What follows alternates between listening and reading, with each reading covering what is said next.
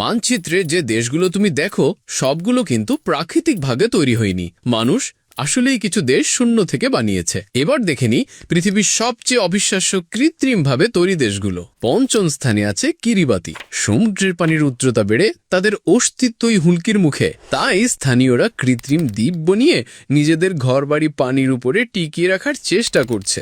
এটা হলো কৃত্রিমভাবে টিকে থাকার লড়াই। চতুর্থ স্থানে সংযুক্ত আরব আমিরাতের দুবাই।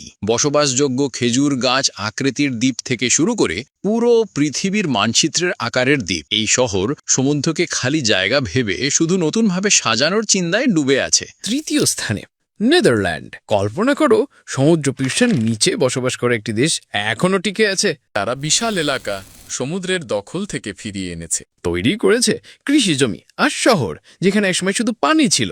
দ্বিতীয় স্থানে সিঙ্গাপুর।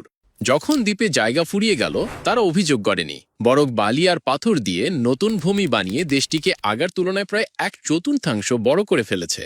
আর 1 নম্বরে আছে মালদ্বীপ। এটা দেখতে স্বর্গের মতো হলেও পোস্ট কার্ড দেখা অনেক দ্বীপ আসলে যত্ন সহকারে তৈরি করা হয়েছে, যেন ক্রমবর্ধমান সমুদ্র দেশটিকে মানচিত্র থেকে মুছে না দিতে পারে। এগুলো এটাই প্রমাণ করে যে কখনো কখনো পুরো একটি দেশ প্রাকৃতিকভাবে গড়ে ওঠে না, বরং মানুষই সেটাকে নিজের হাতে গড়ে তোলে।